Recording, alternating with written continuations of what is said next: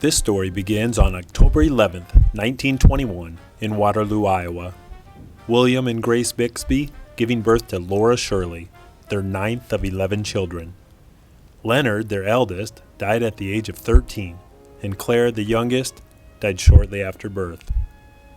During the 1920s, families didn't know how bad they really had it, mainly because everyone was experiencing tough times. Laura gives us a glimpse. We didn't have much. My dad did work at John Deere's, but he was laid off.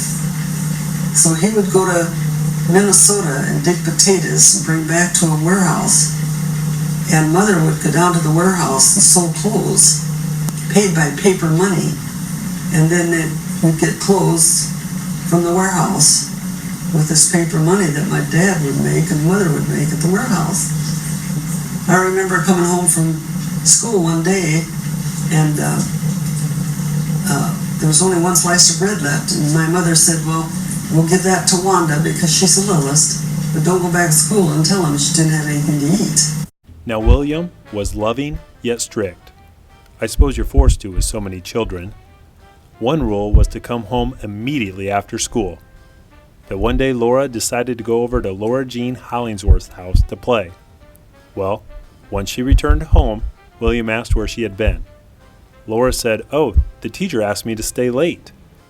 William followed up with the teacher the next day to learn Laura had lied.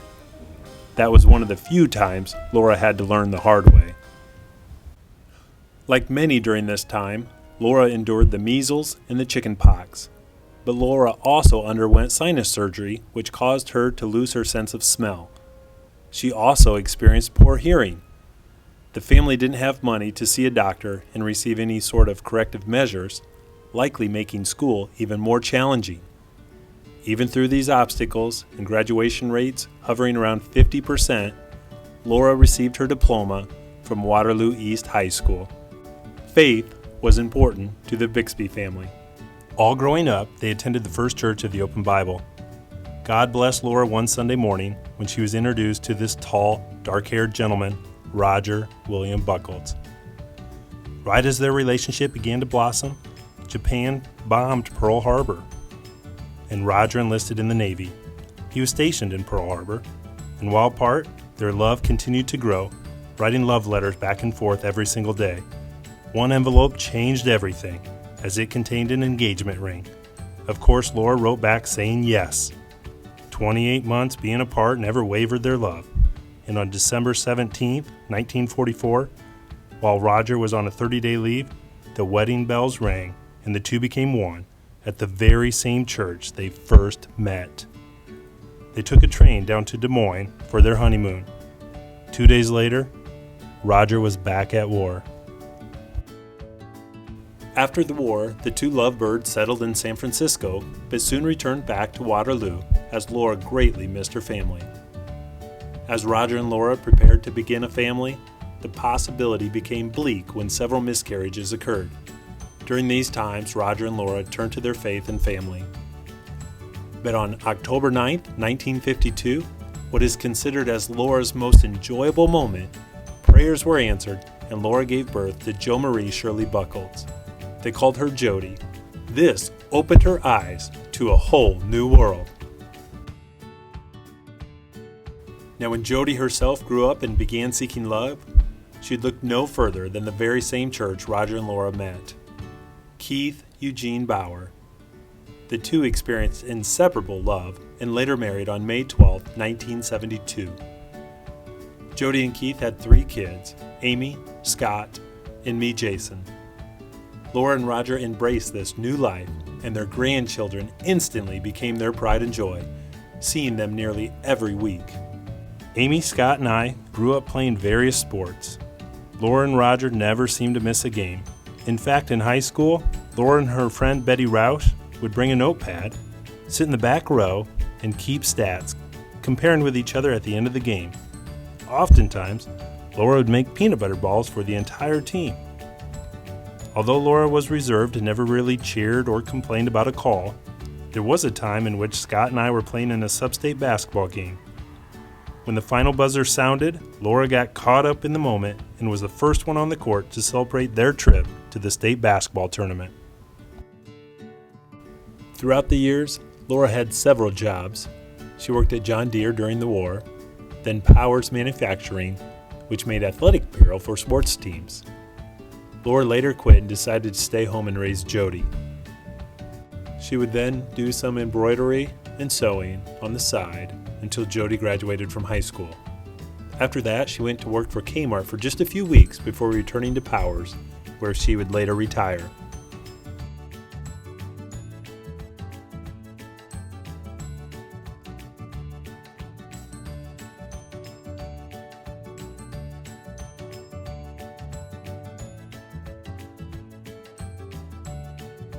Laura and Roger did find time to travel, mostly driving across the country and camping.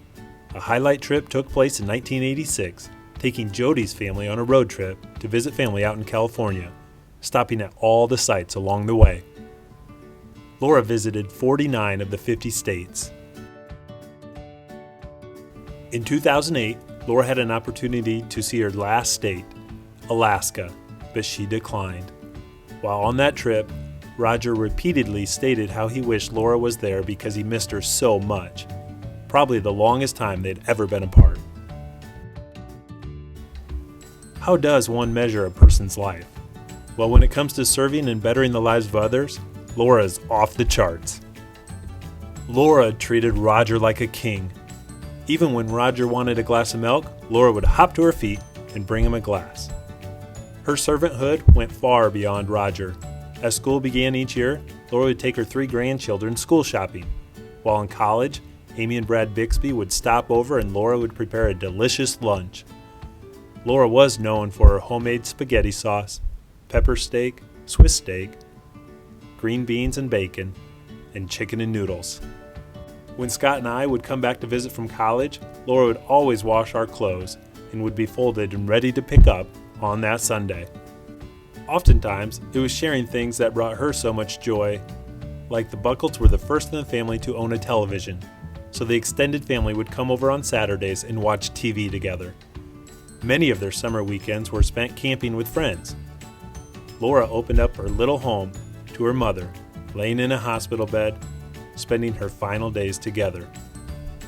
Laura also bought all the girls in the family sewing machines so that they too could experience her joy.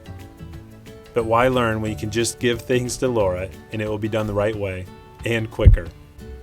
She was an excellent seamstress, making all of Jody's clothes growing up. She made a George Brett Kansas City Royals uniform for Scott and a Mike Schmidt Philadelphia Phillies uniform for me. Homemade sweatshirts and blankets. Even at 96, she was fixing clothes for her grandkids and great-grandkids.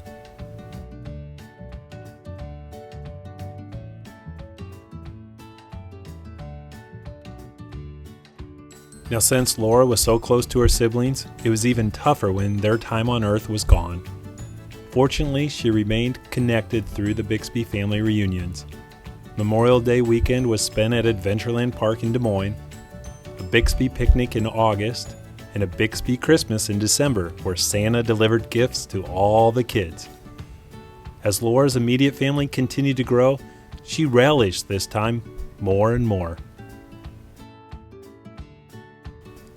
Just being around them brought her so much joy.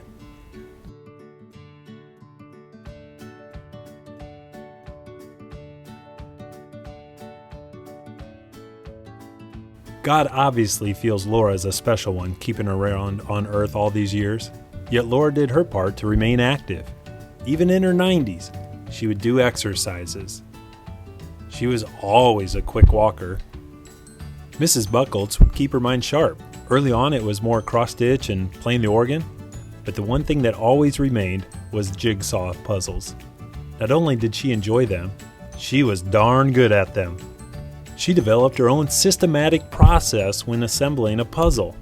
First, sort out the edges, then group each piece according to the number of outward sides, then by color, and then the next thing you know, it's all done. Now, Laura could always find a way to make others smile. And for good reason. She loved her life. Roger and Laura were married 71 years. And on May 13, 2016, Laura lost a huge part of her life and had to say goodbye to Roger.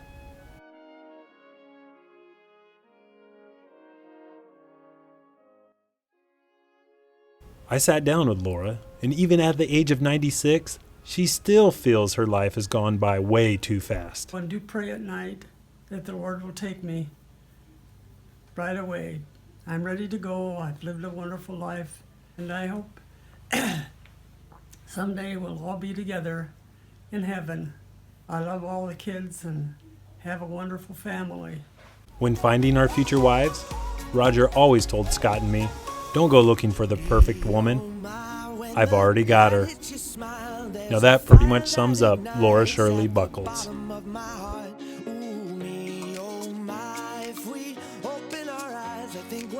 Both gonna find that it's a wonderful